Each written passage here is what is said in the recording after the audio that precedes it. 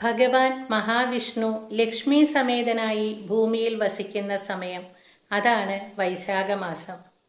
ഈ വൈശാഖമാസം അവസാനിക്കുന്നത് മെയ് 16-നാണ് എന്ന് നമുക്കെല്ലാവർക്കും അറിയാം. ഭഗവാൻ വൈകുണ്ഠത്തിലേക്ക് മടങ്ങും മുമ്പേ തൻ്റെ പ്രിയപ്പെട്ട ഭക്തർക്ക് ആവോളം അനുഗ്രഹം കൊടുത്തിട്ടാണ് പോകുന്നത്. അതിനുള്ള ഒരു പുണ്യദിനമാണ് നാളെ. നാളത്തെ ദിവസത്തിൻ്റെ പ്രത്യേകത എന്താണെന്ന് വെച്ചാൽ, മക്കൾക്ക് വേണ്ടി അമ്മമാർ ഭഗവാനോട് ആവശ്യപ്പെടുന്ന കാര്യങ്ങൾ, തൻ്റെ കുടുംബത്തിന് വേണ്ടി അപേക്ഷിക്കുന്ന കാര്യങ്ങൾ, കടബാധ്യതകൾ കൊണ്ട് പൊറുതിമുട്ടി നിൽക്കുന്നവർ ഭഗവാന്റെ ഈ വ്രതം എടുത്ത് ഭഗവാനോട് യാചിച്ചാൽ തീർച്ചയായും ഭഗവാൻ അനുഗ്രഹിക്കുമെന്ന കാര്യത്തിൽ യാതൊരുവിധ സംശയവും വേണ്ട.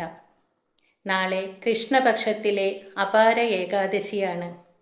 ഏകാദശി വ്രതം അനുഷ്ഠിച്ച് ഭഗവത് നാമങ്ങൾ ജപിച്ച് ഭഗവാനോട് ചേർന്നിരുന്നാൽ ഭഗവാന്റെ അനുഗ്രഹം ഉറപ്പാണ്.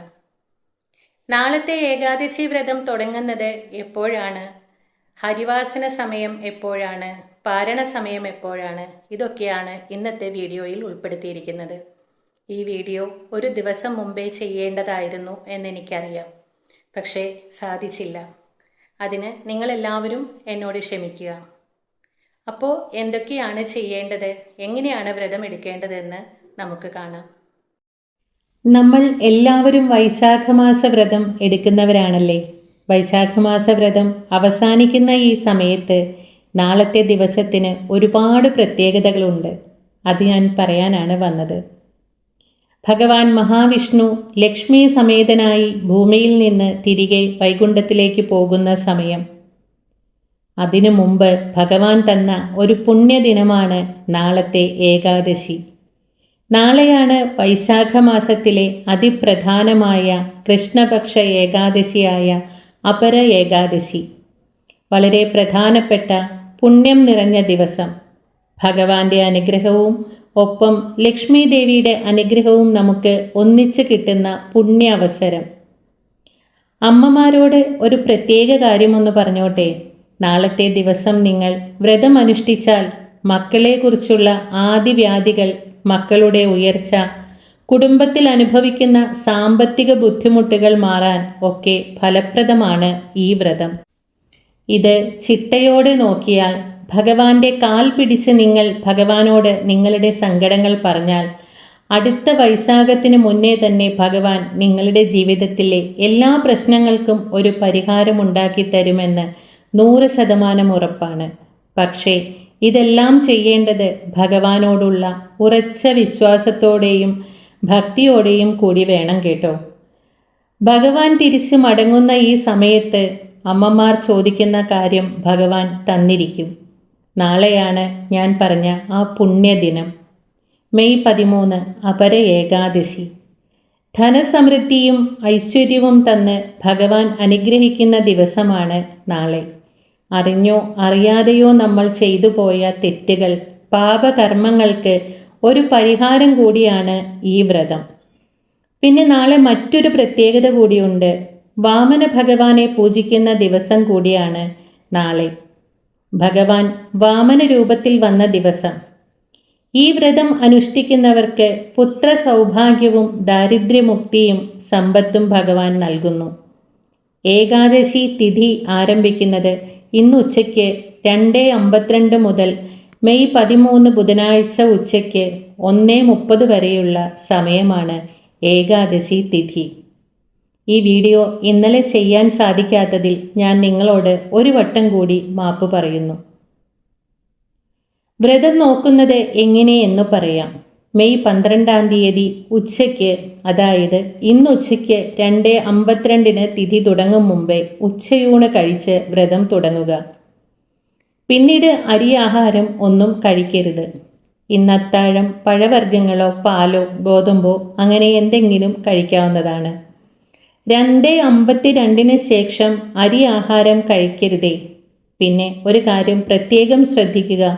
ഇന്ന് ഉച്ചയ്ക്ക് 2:52 തിഥി തുടങ്ങുന്നതിനു മുമ്പ് തന്നെ നിങ്ങൾ തുളസി ഇലകൾ നുള്ളി വയ്ക്കുക. ഭഗവാന് കൊണ്ടേ അമ്പലത്തിൽ സമർപ്പിക്കാനുള്ള തുളസികളും മാലകളുമൊക്കെ നേരത്തെ നുള്ളി റെഡിയാക്കി വയ്ക്കുക. ഇത് പ്രത്യേകം ശ്രദ്ധിക്കേണ്ട ഒരു കാര്യമാണ്. പിന്നെ നോൺ വെജ് കഴിക്കരുത്, ധാന്യങ്ങൾ കഴിക്കരുത്. പറ്റാവുന്നത്ര നാമങ്ങൾ ജപിച്ച് ഭഗവാന്റെ അടുത്ത് തന്നെ ഇരിക്കുക.